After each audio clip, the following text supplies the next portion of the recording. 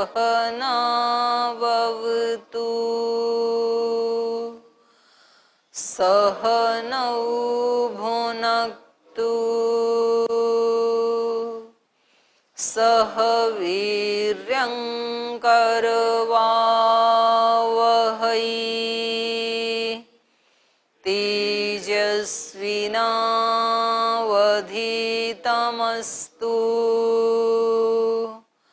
मा विद्विषावहै। ओम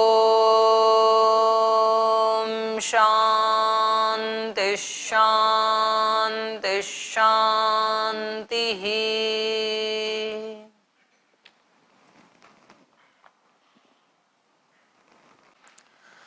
कल व्याप्ति पढ़ रहे थे हम। व्याप्ति का परिभाषा क्या है? व्याप्ति कितने प्रकार की होती है पहले तो ये बताइए। दो प्रकार की होती है, पूर्व पक्ष व्याप्ति और सिद्धांत पक्ष व्याप्ति। तो उसमें से पहले वाली व्याप्ति कल हम पढ़ रहे थे, तो इसका लक्षण क्या किया? व्याप्ति का लक्षण क्या है? साध्यवत अन्यस्मिन असंबंध, ये व्याप्ति है। व्याप्ति क्या होती है? बोलिए। साध्यवत अन्यस्मिन असंबंध। क्या अर्थ है इसका? व्याप्ति क्या होती है?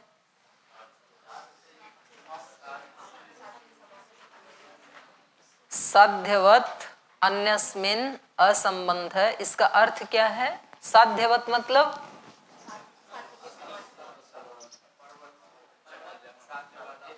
साध्यवत, इस शब्द का अर्थ क्या है? साध्यवत मतलब,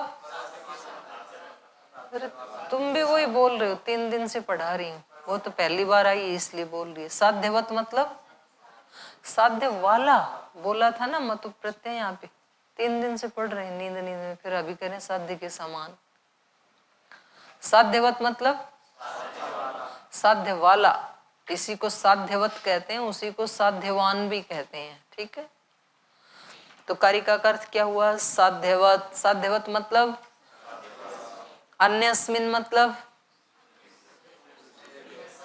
अन्यस्मिन मतलब साध्य वाले से भिन्न, ऐसे बोलो।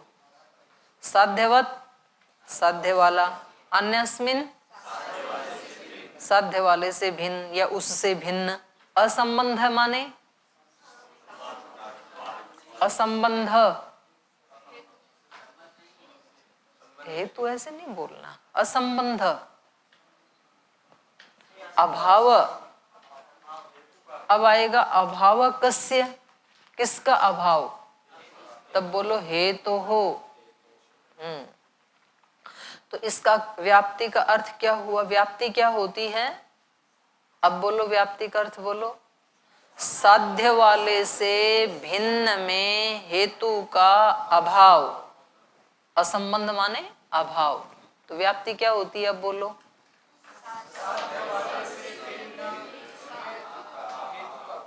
साध्य वाले से भिन्न में हेतु का अभाव, उसको क्या कहेंगे? व्याप्ति। तो अब यहाँ जो हम उदाहरण लेके चल रहे थे, उसमें साध्य वाला कौन है? साध्य क्या है पहले ये बताइए। वहनी, अग्नि। और वो अग्नि कहाँ है? तो पर्वत क्या हो गया? साध्य वाला हो गया ना। और उससे भिन्न, ये तो पर्वत तो हो गया साध्य वाला, अग्नि वाला। तो साध्यवत और साध्यवत से अन्य, जहां यह हेतु क्या है? पहले हेतु बताइए। हेतु क्या है?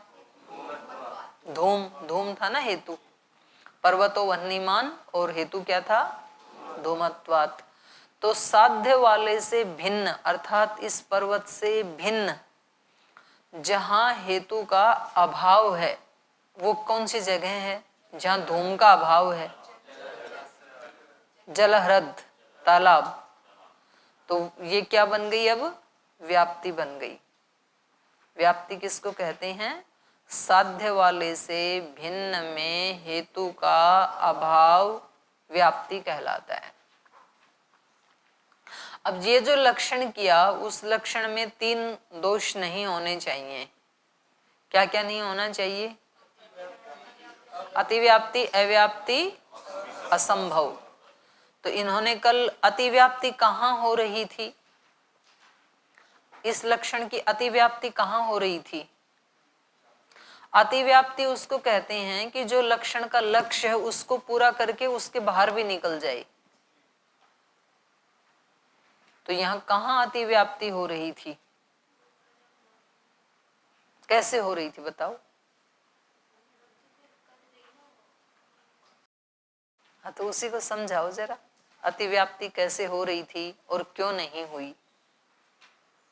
लक्षण की, लक्षण का लक्ष्य तो यहाँ घट गया, यहाँ तक लक्षण का समन्वय हो गया जो आपने बोला ना अभी, तो व्याप्ति का लक्षण पूरा हो गया यहाँ।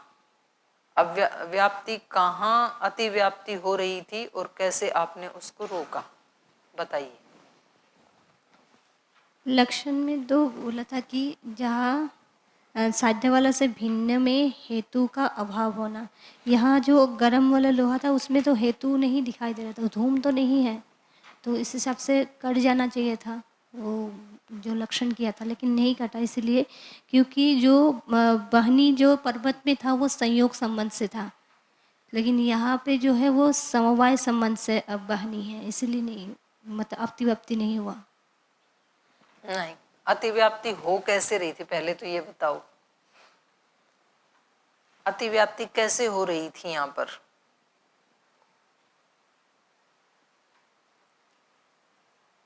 हाँ जी इधर से बताइए, अतिव्याप्ति कहाँ हो रही थी?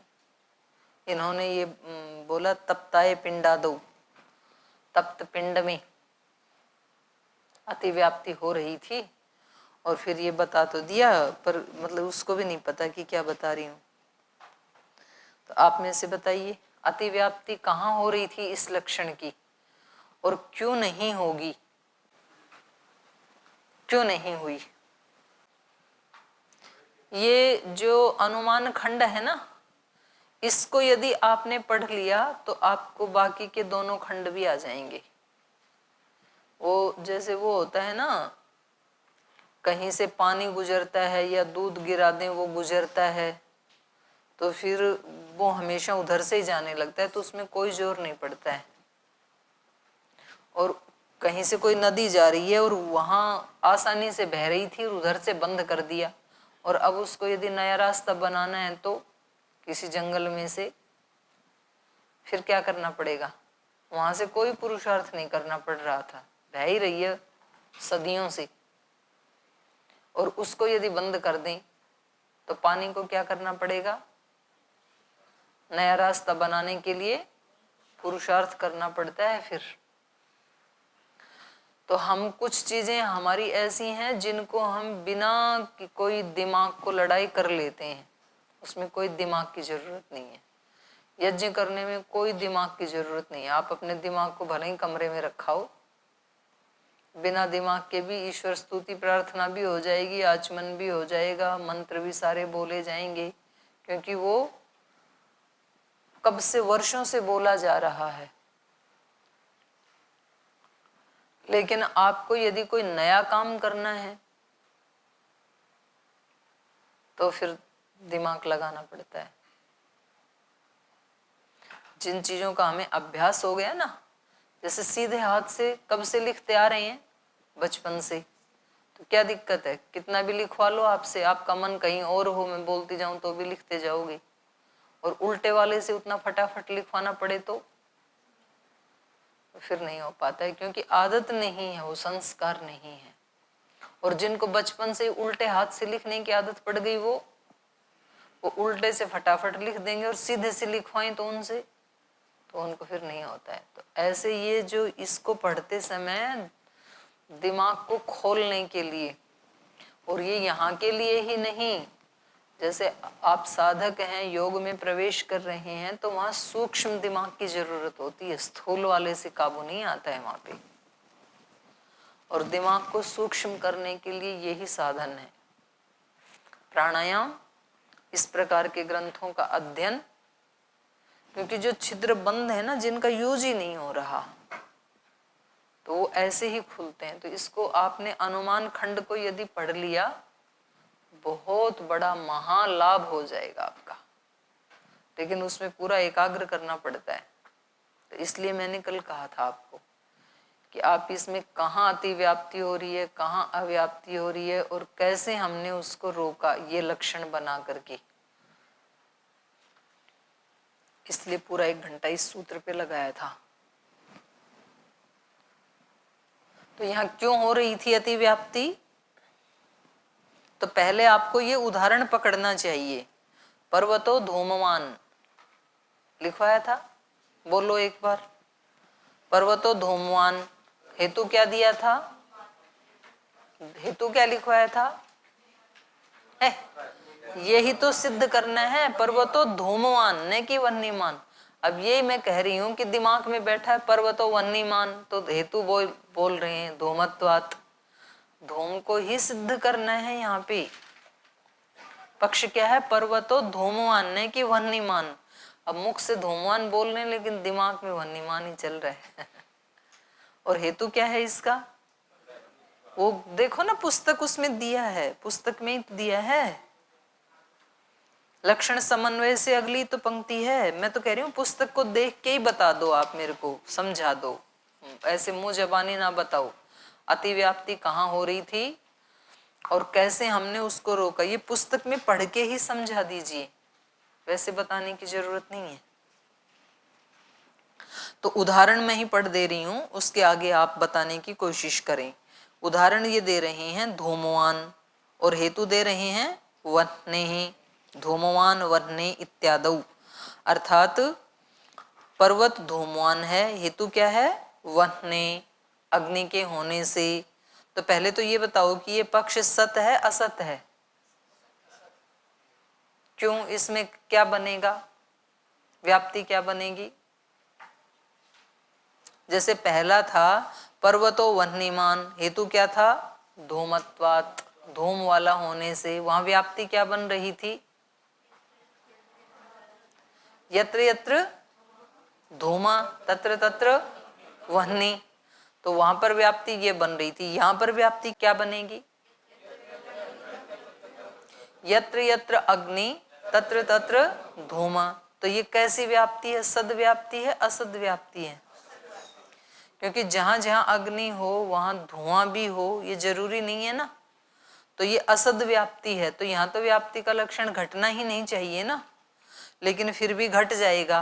क्यों घट जाएगा?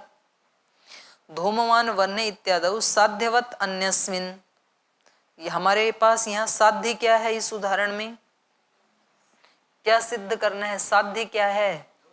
धूम। और साध्यवान कौन है? पर्वत। और उससे अन्यस्मिन कौन है? उससे भिन्न कौन है? उससे भिन्न कौन है? धूमवान से भिन्न। पाकशाला में तो कोई भी ले लो आप, धूम वाले से भिन्न कोई भी ले लो आप। और उसमें हेतु का असंबंध। हेतु क्या है यहाँ पर? वह्नि। तो वह्नि का असंबंध, असंबंध कहाँ है? इन्होंने जो उदाहरण दिया तप्ताय पिंडादौ, तो वहां वह्नि का संबंध है या असंबंध है? वहां पर संबंध है या असंबंध है? संबंध है वहां पर। तो अरे पहले सीधे सीधे चलो ना, रटाई बातें बोलोगे समझा नहीं पाओगे। समवाय संबंध बाद में बताना। उसमें अग्नि का संबंध है या नहीं है, बस इतनी। अग्नि का अभाव है या अग्नि का अभाव नहीं है? अभाव नहीं है। अभाव नहीं है तो वहां तो अभाव होना चाहिए। लक्षण क्या कह रहा है? लक्षण कह रहा है जो साध्यवान उससे भिन्न में हेतु का अभाव। साध्यवान है धुआं वाला पर्वत, हेतु है हमारे पास अग्नि। तो उस साध्यवान धुआं वाले पर्वत से भिन्न में अग्नि का अभाव, वो जो है वो यहां लिया इन्होंने तप्त पिंड। तो तप्त पिंड में तो वह्नि का अभाव नहीं है ना, तो यहाँ तो लक्षण नहीं घटित होना चाहिए, यहाँ तो व्याप्ति का लक्षण नहीं लगना चाहिए। लेकिन लग रहा है, क्यों लग रहा है? धूमवान पर्वत वह्ने इत्यादौ साध्यवत अन्यस्मिन् तप्ताय पिंडादौ वह्ने सत्वात् न अतिव्याप्ति। अतिव्याप्ति क्यों हो रही थी और फिर क्यों नहीं होगी?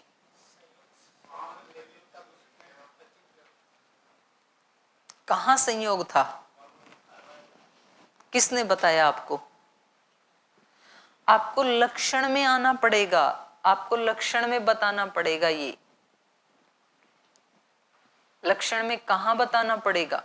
इसको पढ़ो आप, ये इसमें जो बता रखा है ना, इसको पढ़ो।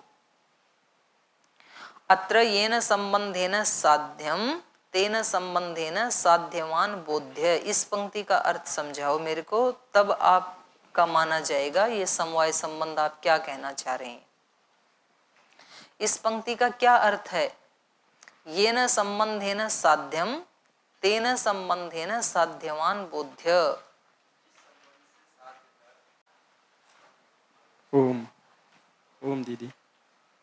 अत्र येन संबंधेन साध्यम, यहाँ जिस संबंध से साध्य है, तेन संबंधेन साध्यवान बोध्य, उसी संबंध के द्वारा साध्यवान को जानना चाहिए। जी, तो साध्य क्या है यहाँ पे? साध्य अग्नि।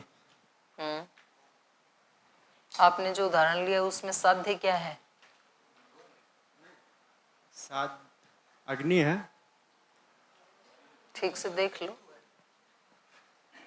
साध्य क्या है? पर्वतो धूममान वह्ने, तो साध्य क्या है यहाँ पे?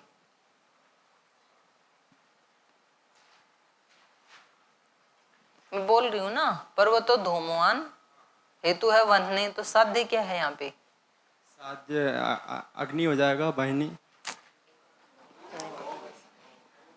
आपको नहीं पता चल रहा है पर्वतो धूमवान, तो धूमवान ये क्योंकि दिमाग में पता, दिमाग बिल्कुल बंद है, ऐसे खुल ही नहीं रहा कि मैं क्या बोल रही हूँ। पर्वतो धूमवान बोला है मैंने। तो यहाँ पर साध्य क्या है? साध्य धूम। हाँ, साध्य धूम है यहाँ पे, और साध्यवान कौन है? वो पर्वत हो जाएगा। तो अब आप इस पंक्ति को घटा के इसमें बस समझा दो।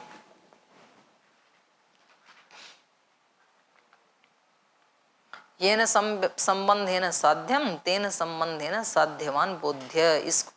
इसको समझाओ, इस पंक्ति को, ये समझ में नहीं आ रही है।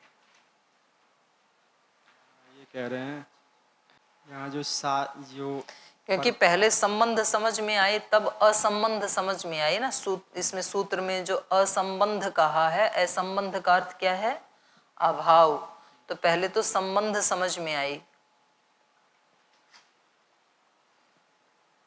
तो संबंध होगा तभी तो असंबंध बन सकता है। संबंध ही नहीं तो क्या असंबंध होगा?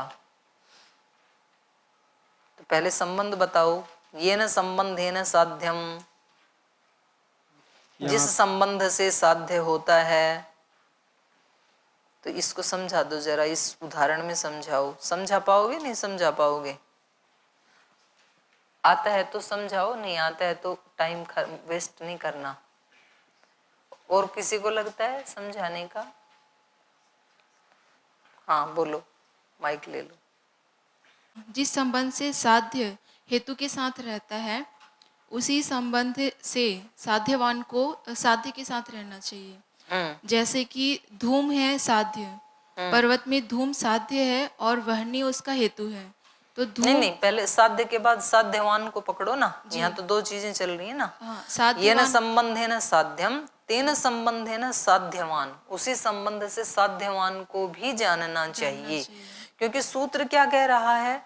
साध्यवान अन्यस्मिन। साध्यवत या साध्यवान एक ही बात है, ठीक है। साध्यवान से भिन्न, तो यहाँ साध्यवान क्या है? साध्यवान यहाँ पे पर्वत पहले है। साध्य बोलो। साध्य क्या है? साध्य धूम है। हाँ, और साध्यवान क्या है? पर्वत है। पर्वत है। जी। तो साध्यवान हो गया धूम वाला पर्वत, उससे भिन्न। साध्यवान से भिन्न है हेतु क्या है यहाँ पे? वह्नि। तो साध्यवान से भिन्न जगह में जो हेतु है उसका असंबंध, और वो असंबंध भी कैसे देखना है? इस संबंध, ये जो हेतु यहाँ पर व्याप्ति में, उदाहरण में जिस संबंध से साध्य में है, अर्थात हेतु में है, इसमें वह्नि धूम में है, साध्य धूम है ना यहाँ, तो धूम में जिस संबंध से हेतु रह रहा है, उसी असंबंध भी, अभाव भी उसी दृष्टि से देखना है। तो दोनों में यहाँ पे संयोग संबंध है। कहाँ, किसका किसके साथ संयोग संबंध? साध्य का हेतु के साथ में संयोग संबंध है। साध्य का हेतु के साथ, मतलब साध्य वहनी जो साध्य, धूम साध्य है, उसका हाँ। वहनी के साथ में संयोग संबंध है। उसका किसके साथ है? वहनी के साथ नहीं नहीं नहीं, साध्यवान के साथ बोलो। हाँ, साध्यवान के साथ संयोग संबंध है, तो उससे अलग मतलब समवाय संबंध लेना पड़ेगा यहाँ पे। अब आगे चक्कर आ गया आपको भी। सूत्र को देखना है यहाँ पे। सूत्र में जो शब्द पढ़ा है ना, साध्यवत, साध्यवत का मतलब साध्यवान, साध्य वाला। तो साध्य वाला, जैसे मैंने कहा किसी के पास घट है या वस्त्र है, किसी के पास पट है, एक है पट, एक है पटवान, कपड़े वाला। तो इस पट का और इस पटवान का क्या संबंध है आपस में? समवाय कहाँ है? ये पट है और मैं पटवान हूं, तो इस पट का मेरे साथ क्या संबंध है? संयोग संबंध है। तो आपको पहले तो ये बताना पड़ेगा यहाँ पर कि पर्वतो धूमवान, धूम पर्वत पे है, धूम और पर्वत का क्या संबंध है? संयोग संबंध है। और यहाँ पर जो इन्होंने ऊपर वाले में जो इन्होंने वो लिया है, इससे भिन्न लिया है, वो लिया है तप्त पिंड, जो इन्होंने बनाया है ना, धूमवान पर्वत वह्नि इत्यादौ साध्यवत अन्यस्मिन् तप्ताय पिंडादौ। जो तप्त पिंड है उसको इन्होंने उससे भिन्न लिया है, धूमवान से भिन्न। तो यहाँ पर इसका कौन सा संबंध है? यहाँ पर किसका अभाव दिखा रहे हैं ये? साध्यवत, साध्यवान से भिन्न तप्त पिंड। और वहां पर किसका अभाव दिखाना है हमें? हेतु का, हेतु का असंबंध दिखाना है ना, तो वहां हेतु का असंबंध होना चाहिए। तो यहाँ हेतु का असंबंध है क्या? यहाँ तो हेतु है उसमें, तप्त पिंड में, तो यहाँ तो घटनी ही नहीं चाहिए ना व्याप्ति। तो घटित कैसे हो रही थी? जो ये कह रहे हैं न अतिव्याप्ति, अतिव्याप्ति हो कैसे रही थी यहाँ पे, और उसको हमने रोका कैसे?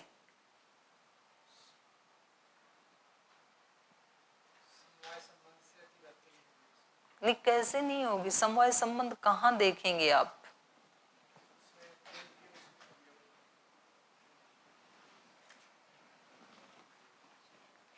ये कल मैंने 1 घंटा पूरा लगाया था।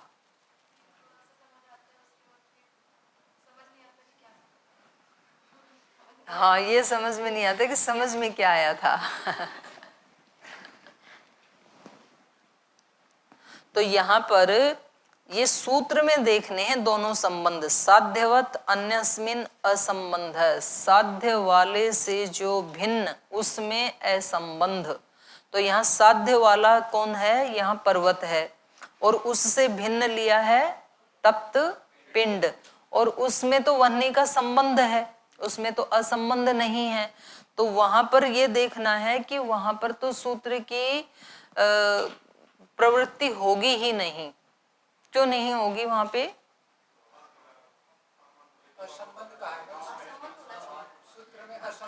असंबंध, और वहां तो संबंध है, तो फिर भी प्रवृत्ति क्यों हो रही थी?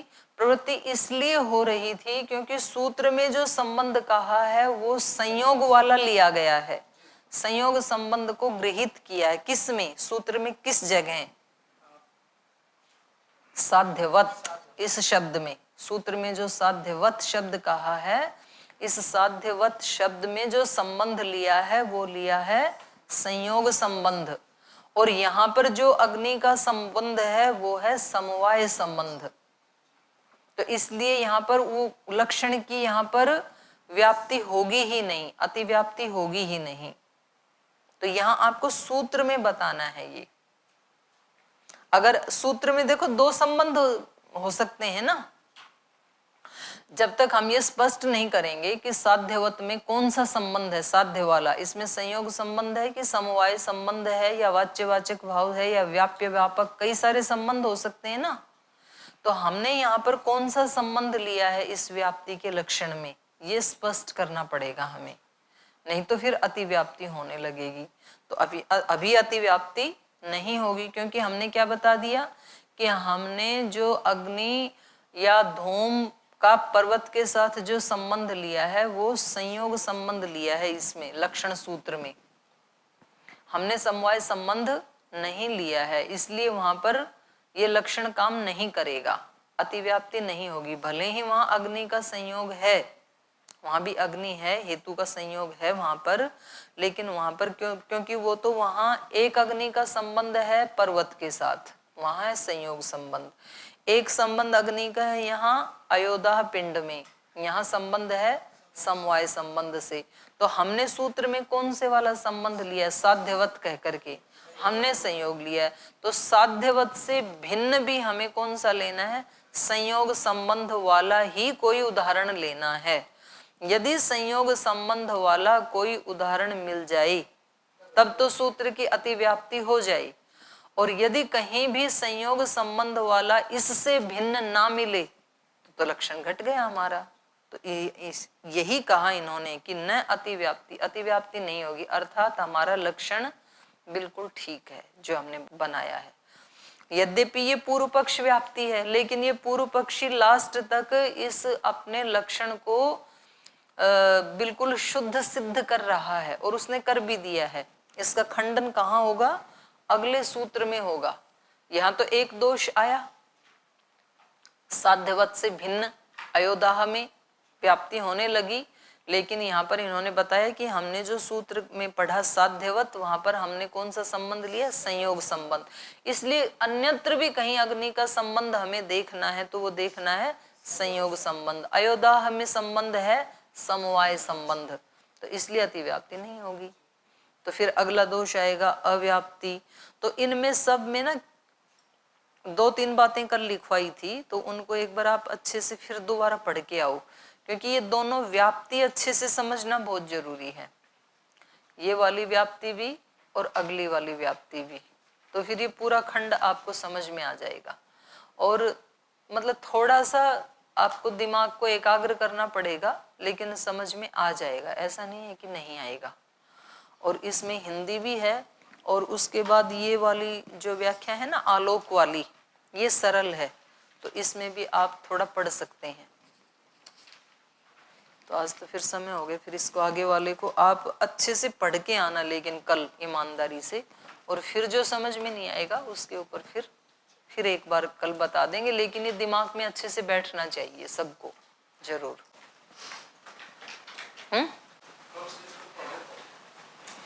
नहीं वो तो कोई खास बात नहीं है तो कोई नहीं, पहले पढ़ लेंगे, कोई बात नहीं है, लेकिन इसको एक बार आज इसको टाइम देना जरूर है ना।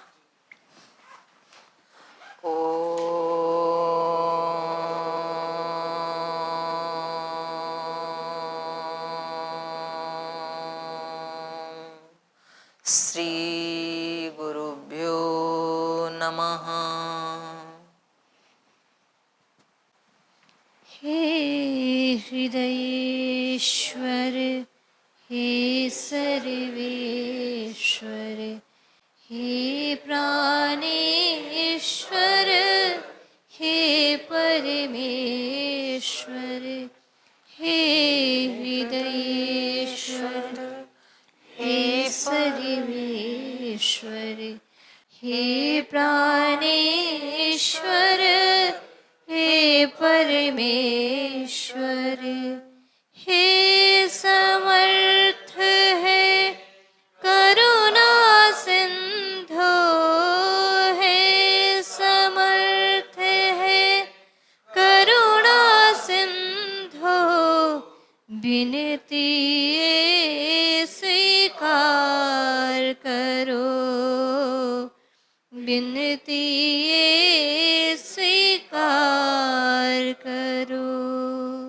भूल दिखा कर उसे मिटा कर, भूल दिखा कर, उसे मिटा कर अपना प्रेम प्रदान करो, अपना प्रेम प्रदान करो। पीर हरो हरि, पीर हरो, पीर हरो हरि, पीर हरो, पीर हरो हरि, पीर हरो, पीर हरो हरि, पीर हरो। हे हृदयेश्वर, हे सर्वेश्वर, हे प्राणेश्वर, हे परमेश्वर, हे हृदयेश्वर, हे सर्वेश्वर, हे प्राणेश्वर, हे परमेश्वर, हे प्राणेश्वर, हे परमेश्वर, हे प्राणेश्वर, हे परमेश्वर। ओम श्री गुरुभ्यो नमः।